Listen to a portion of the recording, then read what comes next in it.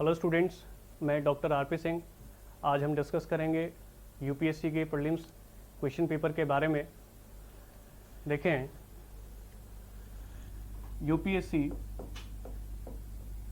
CSC means civil service exam. Civil service exam 2021 के लिए हम अपने आप को प्रिपेयर करेंगे, लेकिन इसको प्रिपेयर करने से पहले आप ये देख लें कि 2021 से पहले जो क्वेश्चन पेपर्स जो रहे हैं, प्रीवियस क्वेश्चन पेपर, उनमें किस तरीके से क्वेश्चन लिए गए हैं, क्या उसका सिलेबस रहा है और किस तरीके से वह हमें सॉल्व करने हैं। देखें, यूपीएससी में अगर हम 2019 से और 2013 तक के क्वेश्चन पेपर्स को, अगर हम 2019 से और 2013 तक के क्वेश्चन पेपर को अगर हम एनालाइज करें तो हम ये बहुत आसानी से जान सकते हैं कि 2020 में जो क्वेश्चंस पूछे गए हैं या 2021 में जो क्वेश्चंस पूछे जाएंगे, प्रीलिम्स की हमारी अभी बात हो रही है, और सिलेबस किस तरीके से आपका डिफाइन किया गया है और किस तरीके से उस डिफाइंड सिलेबस को आप साइंस, जनरल साइंस में और साइंस टेक में ऐड करके एक्सप्लेनेशन उसके ले सकते हैं। तो यदि आपने 2019 से और 2013 इसको आप असेंडिंग डिसेंडिंग ऑर्डर जैसा लेना चाहें वैसे उस ऑर्डर में ले सकते हैं। तो 2013 के पेपर से लेकर और 2019 तक के पेपर तक अगर आपने एनालाइज किया है जो प्रीवियस क्वेश्चन पेपर्स हैं, तो बहुत आसानी से 2020 के पेपर को देखकर आप एनालाइज कर सकते हैं कि 2020 का पेपर किस स्ट्रैटेजी के माध्यम से बनेगा। एक बात और भी है, अभी तक आपने देखा होगा ज़्यादातर जब क्वेश्चंस को सॉल्व कराया जाता है, हम बात कर रहे हैं प्रीलिम्स की, ये लिखें, प्रीलिम्स की हम बात कर रहे हैं, मीन्स प्रारंभिक, हमारी जो प्रारंभिक परीक्षा है, हम बात कर रहे हैं प्रारंभिक परीक्षा के बारे में। और प्रारंभिक परीक्षा में भी हम अभी बात करेंगे केवल जनरल साइंस के बारे में। मैं आपको जनरल साइंस और साइंस टेक पढ़ाऊंगा, लेकिन आपको ये चीज़ पहले पता होनी चाहिए कि जनरल साइंस किस तरीके से पढ़ी जाती है, जनरल साइंस के लिए कौन सी बुक्स वैलिड हैं, और जनरल साइंस के लिए अगर कोई बुक वैलिड है तो उसके पढ़ने की स्ट्रैटेजी क्या है, कौन कौन से चैप्टर्स आपको पढ़ने चाहिए और किन चैप्टर्स को पढ़ने के साथ साथ में आप उन चैप्टर्स को साइंस टेक के साथ अगर अटैच कर दें तो आपके पास जो एक्सप्लेनेशन, जो व्याख्या तैयार होगी, वो आपके मेंस और प्री दोनों प्रकार के क्वेश्चंस को सॉल्व करने के लिए बहुत आपको कारगर होगी और बहुत हेल्प करेगी। उससे आपकी भाषा बहुत अच्छी चयनित होगी, बहुत अच्छी सिलेक्टिव लैंग्वेज आप चूज़ कर सकते हैं। तो पहले हम केवल जनरल साइंस के बारे में देखेंगे। देखिए, 2013 से और 2019 तक के यदि आप जनरल साइंस के सिलेबस की तरफ जाएं और सिलेबस से रिलेटेड अगर आप क्वेश्चन पेपर की तरफ जाएं तो किस किस तरीके से क्वेश्चंस पूछे गए हैं, पहले इसके बारे में आपको जानकारी होनी चाहिए। तो सबसे पहले हम क्या देखेंगे कि 2013, 2014, 2015, 16, 17 और 2019 तक जो जनरल साइंस के क्वेश्चंस पूछे गए हैं उनकी काउंटिंग किस प्रकार से इंक्रीज़ हुई है और कैसे डिक्रीज़ हुई है, और अगर डिक्रीज़ हुई तो होने का कारण क्या है, उस डिक्रीमेंट के सेक्शन को किस तरीके से ऐड किया गया है उसको भी हम ज़रूर देखेंगे। देखिए, यहाँ आप 2019 मेंशन कर लें, 2018 एंड 2017, देन इसी तरीके से 16 और 2015, 2014 और 2013। यदि यहाँ फोकस करें तो 2013 और 2014 ये दो ऐसे ईयर्स रहे हैं जिन्होंने जनरल साइंस की वेटेज को बहुत कम किया। आप अगर 10 साल के में, हम तो 25 से 30 साल के पेपर को एनालाइज करते रहते हैं कि किस तरीके से क्वेश्चन पेपर पूछ रहा है, यूपीएससी का ट्रेंड क्या है और उस ट्रेंड को किस तरीके से वो मोल्ड कर रहा है। जैसे अभी देखेंगे 2021 और 2020 में जो कोरोना काल आप देख रहे हैं, उस कोरोना काल के माध्यम से आप ये समझ सकते हैं कि किस प्रकार से क्वेश्चन पूछे जाएंगे। तो उसको आप अनुमानित कैसे करेंगे जब तक आप प्रीवियस क्वेश्चन पेपर को नहीं देखेंगे। हाल की रिपीट तो कोई क्वेश्चन होता नहीं है, यदि ऐसा है तो उसकी लैंग्वेज में बहुत डिफरेंस कर दिया जाता है। तो सबसे पहले आप देखें कि 2019 से और 2013 तक का हमारा क्वेश्चन किस तरीके से पूछे गए और कितने कितने नंबर्स के क्वेश्चन किस किस सब्जेक्ट में पूछे गए हैं। We are concentrating just about general science, और जनरल साइंस के बारे में आप जानते हैं जिसको सामान्य विज्ञान के नाम से आप भली भांति जानते भी होंगे। जनरल साइंस क्या है इसको भी देखेंगे और साइंस टेक क्या है उसको भी देखेंगे। पहले क्वेश्चन को देख लें। 2013 में फिजिक्स और केमिस्ट्री और बायो, यहाँ आप पी मीन्स यहाँ फिजिक्स लेंगे और see chemistry and this one is bio. तो जनरल साइंस का मतलब फिजिक्स केमिस्ट्री बायो से है, लेकिन फिजिक्स केमिस्ट्री बायो, जीव विज्ञान, रसायन विज्ञान और भौतिक या भौतिकी विज्ञान, इन 3 विज्ञान को मिला देने से आपका संपूर्ण सामान्य विज्ञान समावेशित कलेक्ट हो जाता है। लेकिन पर्टिकुलर सिलेबस पीएससी की तरह, चाहे वो छत्तीसगढ़ पीएससी हो या झारखंड पीएससी हो, एमपी हो, यूपी हो, बिहार हो, किसी भी जगह का पीएससी लेवल का एग्ज़ाम हो, वहाँ पर आपको फिजिक्स केमिस्ट्री बायो में सिलेबस बहुत अच्छा डिफाइन किया गया है। लेकिन अब हम यूपीएससी की बात कर रहे हैं, तो यूपीएससी के अंदर आप देखेंगे कि साइंस में, जनरल साइंस में बस लिखा है फिजिक्स केमिस्ट्री और बायो, लेकिन वहाँ आपको पर्टिकुलर चैप्टर्स मेंशन नहीं किए गए हैं। देखें 2013 फिजिक्स में कितने क्वेश्चन रहे, और अगर आगे जाकर क्वेश्चन बढ़े या घटे तो उनके बढ़ने और घटने के कारण क्या हैं। 2013 हम ग्रैंड टोटल के अकॉर्डिंग चलेंगे। ग्रैंड टोटल देख लें, ये आपका ग्रैंड टोटल हुआ। Grand total means total number of question in 2013 and 14 as like in 19 and आपका 18। तो आप इस चीज़ को देख लें, यहाँ इसको हटा दें क्योंकि हमें ये जगह चाहिए। So this one is physics chemistry and bio. Got the my point. देखें 2013 में जो कंप्लीट जनरल साइंस में क्वेश्चन रहे वह लगभग 13 रहे। इस बात को देखिएगा, आप एनालाइज करते चलेंगे तो आपको समझ में आएगा कि जनरल साइंस का वेटेज बहुत कम हुआ है। और बहुत कम वेटेज होने का कारण क्या है, इसको भी अभी देख लेंगे। टोटल नंबर ऑफ क्वेश्चन 2013 में 13 रहे हैं, और जैसे ही हम 2019 की ओर आते हैं, 2020 का पेपर हम एनालाइज करेंगे विद एक्सप्लेनेशन, मेरे स्टाइल में, मेरे तरीके से, किस तरीके से मैं एक्सप्लेनेशन दूंगा उसे भी आप देखेंगे। 2000 जैसे ही हम 14 में आते हैं तो क्वेश्चन की संख्या रह जाती है केवल 11। आप देखेंगे कि 2 क्वेश्चन यहाँ कम हो गए हैं। जैसे ही आप 2013 और 14 को क्रॉस करते हैं, वहाँ पाते हैं कि 2015 से 19 तक लगातार नंबर ऑफ क्वेश्चन इतने कम हुए हैं जनरल साइंस से कि बच्चों का रुझान जनरल साइंस से बहुत कम हुआ है। लेकिन इसको भी देखें, लेकिन आप देखेंगे कि जो जनरल साइंस जैसा सब्जेक्ट है उसकी अपनी एक अलग प्रकार की इम्पोर्टेंस है, उसकी अपनी एक अलग सूची है, अपना क्राइटेरिया है, किस तरीके से उसको हम देखेंगे। 2015 में केवल 4, 2016 में 4, 2017 में 4, 18 में 4 और 19 में 4। आप देखिए कि नंबर ऑफ क्वेश्चन बहुत कम हुए हैं। 2013 में 13, 2014 में 11 और 2015 से लेकर और 2019 तक नंबर ऑफ क्वेश्चन मैक्सिमम 4 है। जबकि आप ये इतना जानते भी होंगे कि नंबर ऑफ क्वेश्चन प्रीलिम्स में, स्पेशली इन जनरल साइंस या केवल साइंस कह दें, उसमें ज़्यादातर क्वेश्चन 15 तक होते हैं और न्यूनतम क्वेश्चन की जो संख्या है वह 8 होती है। तो 8 से 15 के बीच में क्वेश्चन पूछे जाते हैं। 2014 से पहले क्वेश्चन का अनुपात बहुत अच्छा था, लेकिन जैसे जैसे हम साइंस टेक की तरफ ज़्यादा रुझान किए हैं, मीन्स मानव कल्याण की और टेक्नोलॉजी का प्रयोग बहुत ज़्यादा किया है, प्रौद्योगिकी का प्रयोग बहुत ज़्यादा किया है, ऐसे में जनरल साइंस का वेटेज को हटाया गया। अब हम देखें फिजिक्स केमिस्ट्री और बायो में इनका रेशो क्या रहा। 2013 में 13 प्रश्न आए हैं टोटल, लेकिन फिजिक्स में कितने क्वेश्चन थे, और बायो में और केमिस्ट्री में कितना क्वेश्चन। केमिस्ट्री में केवल 2 क्वेश्चन। आप ये भी इससे जान लेंगे कि केमिस्ट्री ज़्यादा पूछी जाती है, फिजिक्स ज़्यादा पूछी जाती है या बायो ज़्यादा पूछी जाती है। बायो में पूछे गए लगभग आपके 6 क्वेश्चन और फिजिक्स में पूछे गए आपके 5 क्वेश्चन। तो अगर आप ऐड करें 6, 5, 11 और 2, 13, तो टोटल आपके 13 क्वेश्चन पूछे गए। बहुत अच्छा वेटेज है, ऐसे ही पूछा जाना चाहिए था, लेकिन अब ऐसा होता नहीं है।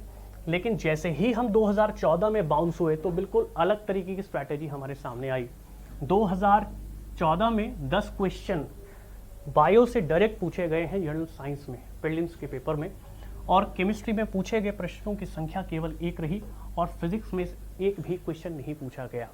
तो यहाँ से आप क्या समझ रहे हैं, यहाँ से आप समझ रहे हैं कि 2013 से जैसे ही 2014 में आए तो फिजिक्स केमिस्ट्री की तरफ जो रुझान है यूपीएससी का वो बहुत कम हुआ और बायो की तरफ बहुत ज़्यादा हुआ। यही तो कहना चाहती यूपीएससी कि हम फिजिक्स केमिस्ट्री को हम साइंस टेक में पूछ लेंगे। उनका कहने का मतलब क्या है कि हम ज़्यादातर जो क्वेश्चंस हैं मेंस में, जो डेफिनेशंस आती हैं आपकी प्रीलिम्स में, जो जनरल साइंस में फिजिक्स और केमिस्ट्री में जो आपकी प्रिंसिपल्स हैं, सिद्धांत हैं, कॉन्सेप्ट्स हैं, छोटा बहुत न्यूमेरिकल्स हैं और हल्के हल्के डेरिवेशन रिलेटेड कुछ न्यूमेरिकल्स हैं, उनको अगर हम पूछेंगे तो डायरेक्टली आपकी साइंस टेक में पूछ लेंगे, लेकिन यहाँ से हम क्वेश्चन की संख्या नहीं उठाने वाले।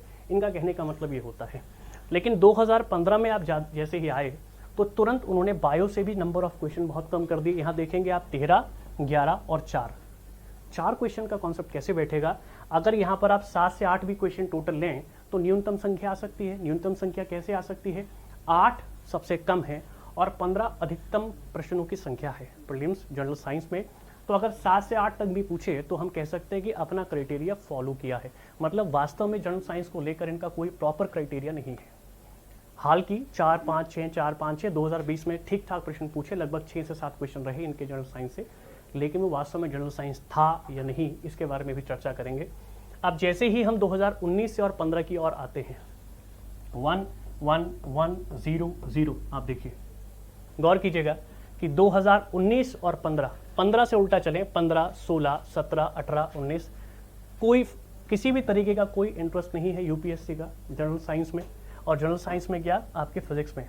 लेकिन ये भी आपको पता चलेगा कि अगर इंटरेस्ट नहीं है तो आपको क्या पढ़ना नहीं है, ऐसा नहीं है। इसको किस तरीके से पढ़ना है उसको अगर आप समझ लेते हैं तो आप यहाँ जो नंबर आपके जो नहीं आ रहे हैं वो आप मेंस वाले सेक्टर में उठा सकते हैं। अब आप देखें केमिस्ट्री में 0, 0, 1, 1, 1 मैक्सिमम देख पा रहे हैं। अगर आप गौर करें तो फिजिक्स और केमिस्ट्री, आपके फिजिक्स और केमिस्ट्री इन दोनों के दोनों सब्जेक्ट्स में मिलाकर जो अधिकतम प्रश्नों की संख्या रही 2014 से और 2019 तक, वह कितनी रही है? वह 0 से 1 रही है। 0 से 1, एक से ज़्यादा क्वेश्चन नहीं पूछा गया। आप गौर कर सकते हैं 2014 में केवल एक क्वेश्चन रहा फिजिक्स केमिस्ट्री से, 2015 में केवल एक क्वेश्चन रहा, 2016 में एक क्वेश्चन रहा, 2017 में बहुत बड़ी गरीमत रही, इन्होंने हमारे ऊपर उपकार किया कि 2 प्रश्न दिए। उसी के साथ 2018 और 2019 में केवल एक प्रश्न पूछा गया। केमिस्ट्री से पूछने वाले प्रश्न और फिजिक्स से पूछने वाले प्रश्न की संख्या अधिकतम 1 रही। तो यह आप देखें। अब बायो की और चर्चा करते हैं कि बायो से कितने अधिकतम प्रश्न पूछे गए। तो सीधी सी बात है, 10 यहाँ है और एक 1 तो 11। वैसे ही यहाँ पर आप कैलकुलेट कर सकते हैं। 4 तो यहाँ कितना होगा? 3। यहाँ पर कितना होगा आपका? 3। यहाँ 2 और यहाँ 3 और यहाँ 3। गौर करें कि प्रश्नों की जो संख्या है वह लगातार घटाई जा रही है, लेकिन बायो से इनका किसी भी तरीके से, जीव विज्ञान से किसी भी प्रकार से इनका रुझान कम नहीं हुआ है। आप देखें, मैं 2019 तक आपको क्राइटेरिया क्यों बता रहा हूँ, इसका एक कारण है। 2019 के बाद जो 2020 का प्रीलिम्स का पेपर है वो मैं आपके साथ पूरे डिटेल के साथ एक्सप्लेनेशन दूंगा उसकी। तो उसमें देखेंगे कितने प्रश्न हैं, किस तरीके से और क्या उनकी लैंग्वेज रही, कहाँ उन्होंने ज़्यादा आपको इंटरेस्ट दिखाया है। इसके बाद देखिए, यहाँ तक हम जान पाए हैं किसके बारे में? यहाँ तक हम जान पाए हैं केवल और केवल जनरल साइंस के बारे में कि जनरल साइंस का वेटेज क्या रहता है। अब बात करें किसके बारे में? मेंस लेवल के बारे में, मीन्स साइंस टेक के बारे में। तो यहाँ हम साइंस टेक ले लें। This one is science and tech. Science and tech, science and tech लें, लेकिन साइंस एंड टेक का ग्रैंड टोटल ले लें। यहाँ पर ग्रैंड और टोटल, तो ग्रैंड टोटल ले लें आप, मतलब कुल कितने प्रश्न हो जाते हैं 2013 में यदि हम साइंस टेक को भी ऐड कर लें। देखिए हमारे पास लगभग अब देखिए टोटल हमारे पास कितना है? टोटल है हमारे पास 13, और यदि साइंस टेक के क्वेश्चन भी ऐड कर लिए जाएं तो कितना इसका वेटेज है? तो हमने कहा कि ग्रैंड टोटल करते ही इसका जो वेटेज है वो 15 हुआ। कितना? 15। और किसमें? 2013 में। और 2014 में हमें खूब अच्छे से याद है कि 2014 में जो प्रश्न पूछे गए थे टोटल, वह ज़्यादा से ज़्यादा कितने? यहाँ पर मैक्सिमम नंबर ऑफ रहा था, तो यहाँ टोटल 19 था। और उसी प्रकार से आप देखें 2015 में देखेंगे तो आपके पास 13 टोटल हुआ और यहाँ 14। 2017 में लगभग आपसे 10 प्रश्न पूछे गए। तो आप गौर करें इस बात पर कि जनरल साइंस से तो हमें समझ में आ गया कि 4, 4, 4, 4 और 11, 13 टोटल लगातार घटता रहा है प्रश्नों की जो काउंटिंग है। लेकिन साइंस टेक को जैसे ही ऐड करते हैं तो टोटल में बड़ा इजाफा हो जाता है। 2014 में सबसे ज़्यादा प्रश्नों की सूची देखी गई, सबसे ज़्यादा संख्या देखी गई। आप देखें कि 2013 में 15 क्वेश्चन रहे, 2014 में 19 क्वेश्चन रहे। ये अभी तक का सबसे हाईएस्ट नंबर ऑफ क्वेश्चन रहा साइंस टेक और जनरल साइंस दोनों को मिला देने के बाद। हालांकि जनरल साइंस और साइंस टेक ये अलग अलग सब्जेक्ट्स नहीं है, इसके बारे में अभी आपको जानकारी मिल जाएगी। तो ज़्यादातर किस में रहा? 2014 में 19 क्वेश्चन रुझान देखिएगा अब इनका। 2013 में 15, 2014 में 19, 2015 में 13 घटे हैं क्वेश्चन, 2016 में 14 एक बढ़ा है, 2017 में 10 बिल्कुल ही घटा है, 2018 में 15, 2011 में 2019 में आपके 11 प्रश्न पूछे गए हैं। यदि हम केवल साइंस टेक को देख लें कि साइंस टेक में कितने क्वेश्चन पूछे गए, तो आप यहाँ पर आसानी से पता कर सकते हैं। मैंने आपके लिए इसी तरीके से तैयार किया है कि आप बहुत आसानी से यहाँ नंबर ऑफ क्वेश्चन निकाल सकते हैं। यहाँ साइंस टेक के क्वेश्चन देख लेंगे आप, ये तो ग्रैंड टोटल है, ये दोनों मिलाकर कितना बैठेगा कि जनरल साइंस और साइंस टेक ऐड करने पर टोटल हमारा ये आता है। तो ये हमारा जनरल साइंस का टोटल है, ये हमारा साइंस टेक और जनरल साइंस दोनों का टोटल है। यहाँ देख लेंगे यहाँ पर कितना है, केवल 2 क्वेश्चन पूछे गए 2013 में। अब देखिए साइंस टेक के आधार पर प्रश्नों की संख्या किस तरीके से घटी और किस तरीके से बढ़ी है। 2013 में साइंस टेक में केवल 2 क्वेश्चन पूछे गए हैं। 2014 में यहाँ प्रश्न जो पूछे गए वे लगभग 8 पूछे गए हैं। अब आप गौर कीजिए, यहाँ पर संख्या साइंस टेक मीन्स विज्ञान एवं प्रौद्योगिकी जो संख्या है प्रश्नों की वह बढ़ी है। तो यहाँ पर अगर रुझान रहा है तो किस रूप में रहा, अब ये भी गौर करने की बात है। यहाँ पर आप क्या देख रहे हैं, यहाँ पर आप बायो का देख रहे हैं, बायो देख रहे हैं आप यहाँ पर, और बायो में कितने प्रश्न पूछे गए हैं, टोटल 10, और टोटल आपका ग्रैंड टोटल कितना है 19। तो 8 प्रश्न तो लगातार जो पूछा गया आपसे वह किस में है, वह आपके साइंस टेक में है, और बायो से पूछे गए हैं 10। इसका मतलब क्या है कि अगर टोटल प्री और मेंस का मिलकर आए तो बायो के आधार पर ही आता है। और आप मेंस के पेपर को देखिएगा, मिनिमम 1 से 2 क्वेश्चन, हाल के 4 क्वेश्चन आते हैं, 15-15 नंबर के 2 और 10-10 नंबर के 2, तो कुल मिलाकर 50 नंबर का आपका मेंस का पेपर होता है जनरल साइंस टेक का, साइंस टेक का। जनरल साइंस प्लस टेक इसको ऐसे बोलना चाहिए, केवल साइंस टेक नहीं कह सकते उसको। तो 8, अगर आगे चलें तो यहाँ पर कितना होगा आपका 9, यहाँ पर 9 प्रश्न रहे हैं, किससे, साइंस टेक से। इंक्रीज हुआ है साइंस टेक का काउंट। अब देखें यहाँ पर रहा 10, और यहाँ देखें 6, और यहाँ आप देखें 11, 4, तो यहाँ कितना होगा आपका 7। काउंटिंग लगातार इंक्रीज हुई है, कहीं कहीं थोड़ा कम हुआ है, लेकिन अगर औसतन देखा जाए, एवरेज देखा जाए, तो 80 से 90% नंबर ऑफ क्वेश्चंस जो इंक्रीज हुए हैं वो केवल साइंस टेक में हुए हैं। लेकिन इस पूरे कैटलॉग के आधार पर इसे आप आसानी से देख सकते हैं और आराम से इसको समझ लीजिए। ये केवल एक कैटलॉग नहीं है, ये केवल सूची सारणी नहीं है 2013 से 2019 तक के क्वेश्चंस की जनरल साइंस और साइंस टेक की। ये चीज़ दर्शाती है कि यूपीएससी अगर आपसे क्वेश्चन पूछता है तो उसका रुझान कहाँ है और किस भाषा में आपसे वो क्वेश्चन पूछना चाह रहा है, उसके बारे में भी हम चर्चा कर लेंगे। आइए अब देखें, अब हम बात करेंगे हमारे जनरल साइंस के बारे में। जनरल साइंस के बारे में थोड़ा जानें कि जनरल साइंस वास्तव में है क्या। देख लें, जनरल साइंस, जनरल साइंस को जब देखते हैं तो हमारे पास 3 सब्जेक्ट सामने आते हैं, जैसा कि आप जानते भी होंगे। फिजिक्स आपके सामने होगा, फिजिक्स मीन्स भौतिक, आपके पास केमिस्ट्री, एंड आपके पास होता है बायोलॉजी। आपके पास है बायोलॉजी, यह है आपका भौतिक, यह है आपका रसायन, और यह है आपका जीव, क्या, विज्ञान। बात को समझें, वो पूछना क्या चाहता है आपसे, उसका मेन मोटो इस फिजिक्स, केमिस्ट्री और बायो से जनरल वाले केस में क्या है, इट मीन्स प्रीलिम्स में क्या है। तो यहाँ आप दिमाग में रखेंगे प्रीलिम्स, यहाँ आप दिमाग में रखेंगे प्रीलिम्स मीन्स प्रारंभिक,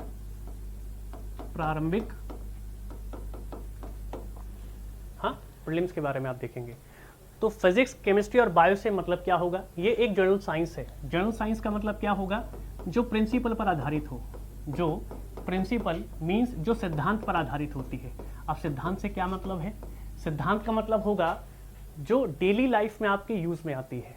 हमारे डेली लाइफ में यूज होने वाली साइंस को या नॉलेज को हम जनरल साइंस में आंकते हैं, जनरल साइंस में काउंट करेंगे। तो हम कहेंगे सामान्य व्यवहार में जो प्रयोग में लाई जाती है, सामान्य व्यवहार। सामान्य व्यवहार में आप डेली जो यूज़ करते हैं कुछ भी, जैसे मैं आपसे कहूँ कि आपने कोई पेय पदार्थ लिया, आपने कोई बेवरेज ली है, तो उसका टेस्ट कैसा रहा, आपने कहा कि सर खट्टा है या मीठा है या कड़वा है। आप कोई 3 से 4 टेस्ट कहेंगे। हाल की जो टेस्ट की जो संख्या है, यह भी जानकारी के लिए आपको बता दूं कि अभी तक आपने पढ़ा होगा कि अधिकतम टेस्ट होते हैं 4, लेकिन और अधिक नॉलेज होने पर आप कह सकते हैं कि सर टेस्ट होते हैं 5, पांचवा टेस्ट कौन सा है? पांचवा टेस्ट का मतलब होता है टेस्टलेस, जिसमें कोई टेस्ट नहीं होता। लेकिन हमारी ज़बान, हमारी जो टंग और हमारी जो नाक है वो कीमो होती है। कीमो चीज़ मतलब कि आपके रसायन और आयंस के आधार पर आपके टेस्ट और स्मेल को समझती है, जिसमें लगभग 5000 प्रकार के टेस्ट और 5000 प्रकार की सुगंधें होती हैं, जिसके बारे में आपको जानकारी है और जिसको आप सेंस कर सकते हैं, उतनी ही जानकारी के आधार पर आप समझ भी सकते हैं। तो अधिकतम आप अगर देखें तो अगर आप जैसे सामान्य बात को बात करें, यदि आपको कोई पेय पदार्थ दिया गया और आप उसको टेस्ट करें, आप उसका स्वाद लें, तो ऐसे में आप उसको कोई 4 से 5 टेस्ट में बांटेंगे। तो ये सामान्य बात हुई।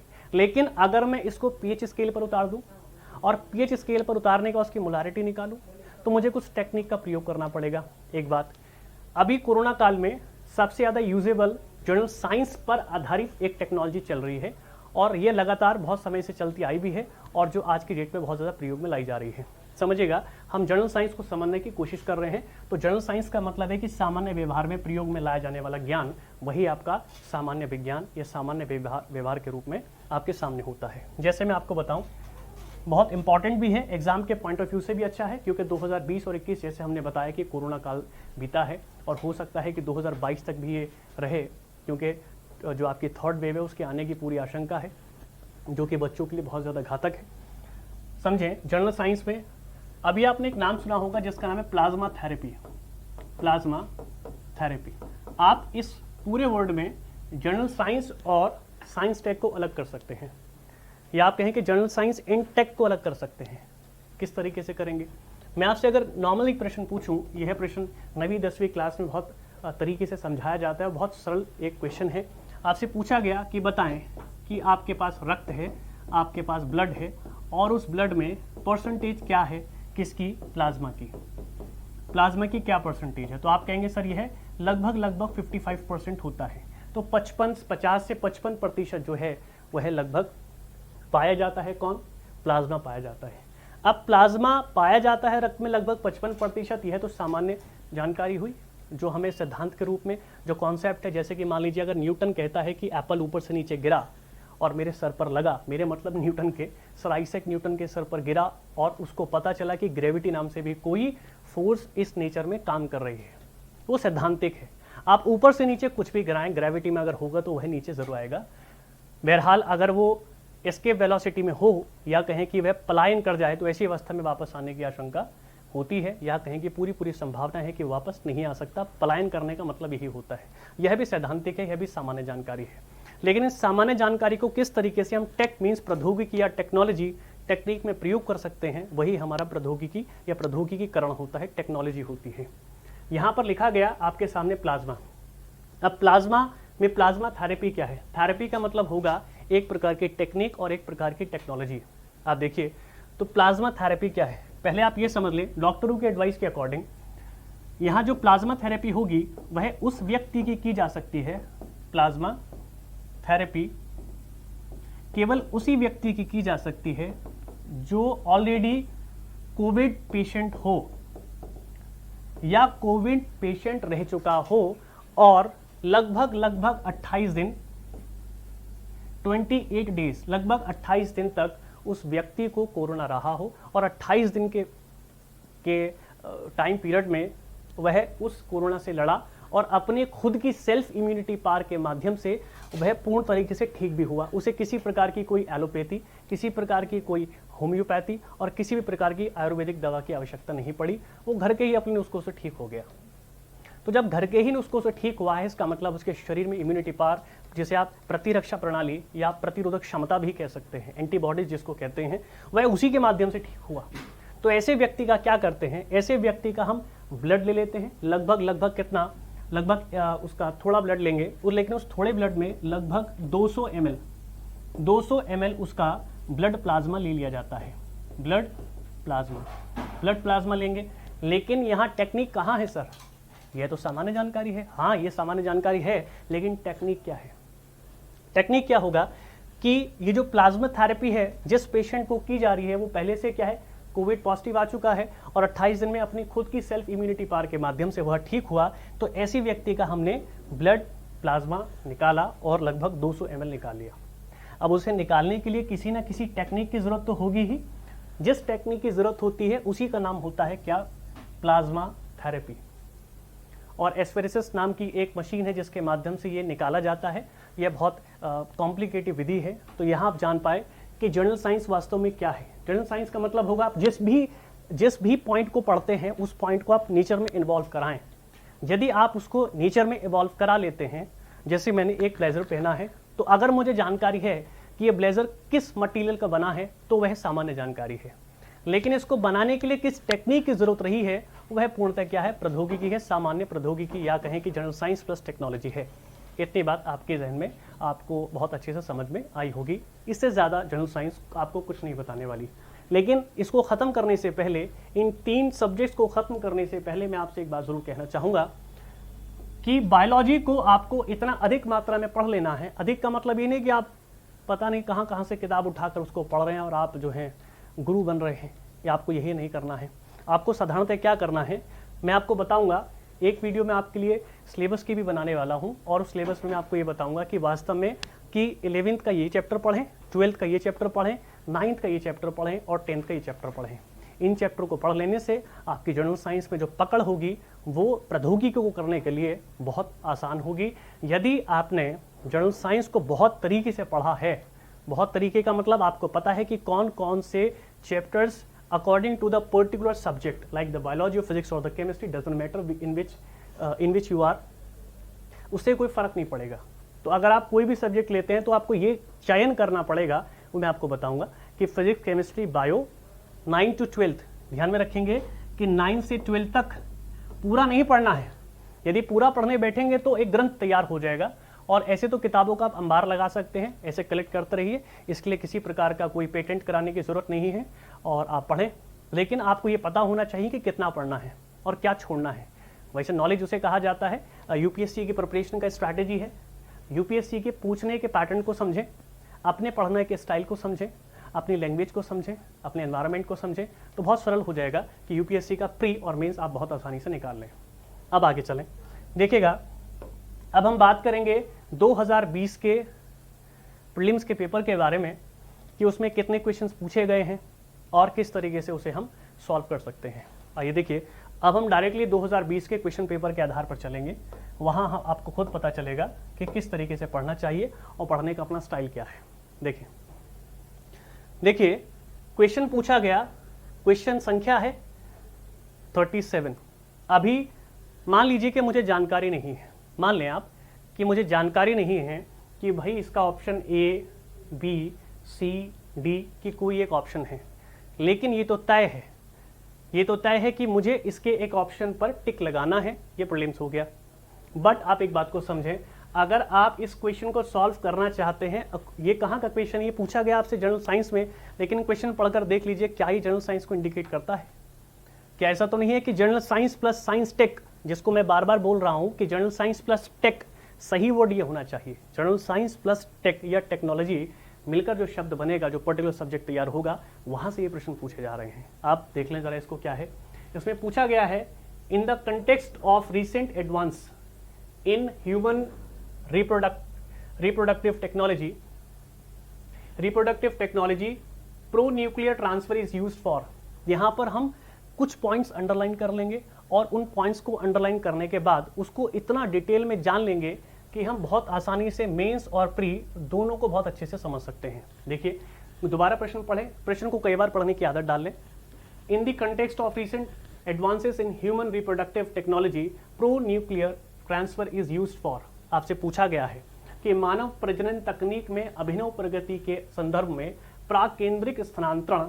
यदि आपको मानव प्रजनन तकनीक के बारे में नहीं पता है, पहली बात, और यदि आपको प्राक केंद्रिक स्थानांतरण, जैसे आप प्रो न्यूक्लियर ट्रांसफर और मानव प्रजनन तकनीक को आप ह्यूमन रिप्रोडक्टिव टेक्नोलॉजी कहते हैं, यदि आप इन दो शब्दों की व्याख्या नहीं जानते हैं तो ये तो तय है कि आप चारों ऑप्शन में कोई एक ऑप्शन अपना सजेस्ट करना है, उस पर टिक करना है, वो आप नहीं कर सकते। ऑप्शन देख लें। ऑप्शन पूछा गया fertilisation of egg in vitro. अब आप इन विट्रो को अगर जानते हैं तो बहुत आसान है, बाय दी डोनर स्पर्म, जो देने वाला है, और genetic modification of sperm producing sales, शुक्राणु उत्पन्न करने वाली कोशिकाओं का आनुवांशिक रूपांतरण, development of stem cells into functional embryo, कोशिकाओं का कार्यात्मक भ्रूणों में विकास। कौन सी स्टेम कोशिका? जो स्टेम कोशिकाएं कब बनती हैं? जब बच्चा 9 मंथ जेस्टेशन पीरियड में होता है तो उससे पहले एक ट्यूब बनती है, इसको हम अम्बिलिकल कॉर्ड कहते हैं, अपरा इसे हिंदी में कहा जाता है।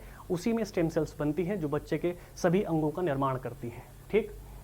Prevention of mitochondrial disease of in offspring. Offspring का मतलब होता है संतान या संतति या बेबी आप कह सकते हैं, कि संतान में सूत्रकणिकाओं, सूत्रकणिका मतलब माइटोकॉन्ड्रिया होता है, वाले रोगों का निरोध।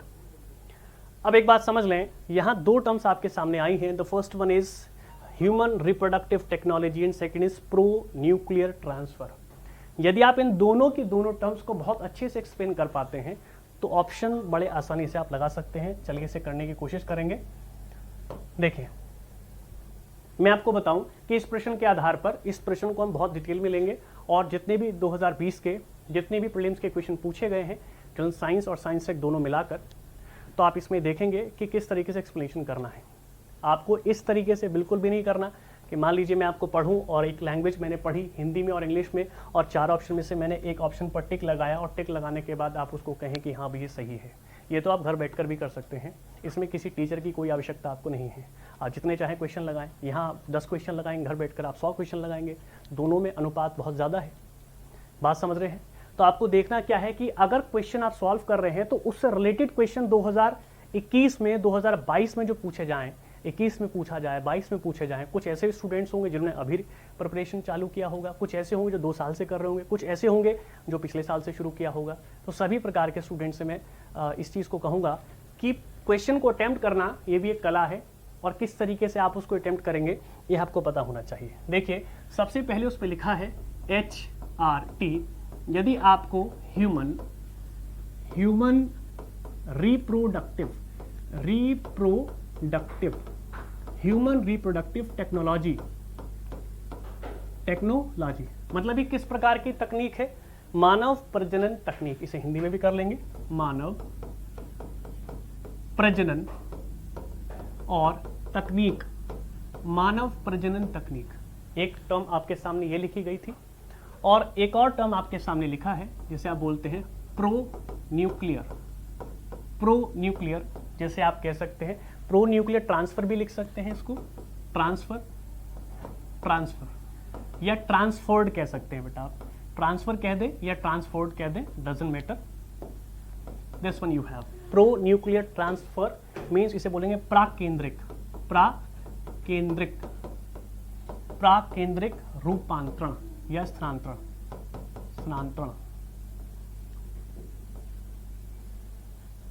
प्राकेंद्रिक स्थानांतरण।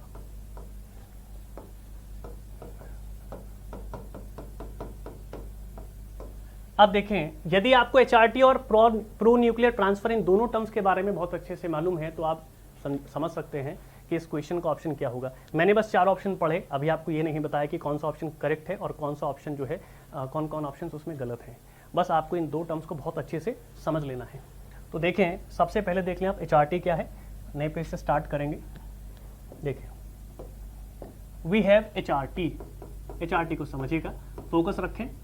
ह्यूमन रिप्रोडक्टिव या कहीं के रिप्रोडक्शन या कहीं के रिप्रोडक्टिव, उसमें कोई फर्क नहीं होगा। और टेक्नोलॉजी, मैं इसको 2 शब्दों में बांट सकता हूं, आप भी बांटें। First you have HR and second one is the technology. आप गौर कीजिए, मैंने आपसे कहा था कि जर्नल साइंस और प्लस टेक, यदि इस शब्द के आधार पर आप तैयारी करें तो तैयारी आपकी बहुत सही दिशा में होगी। क्यों? देखिए, इसमें कहा गया है HRT। जो HR है वो जनरल साइंस में पूछा जाता है और HR की जो टेक्निक है ह्यूमन रिप्रोडक्टिव, मानव प्रजनन, यह केवल एक सिद्धांत है, सामान्य व्यवहार में प्रयोग में लाया जाने वाला, रिप्रोडक्शन जिसको कहते हैं। लेकिन अगर बात करेंगे टेक्नोलॉजी की, तो टेक्नोलॉजी सामान्य व्यवहार में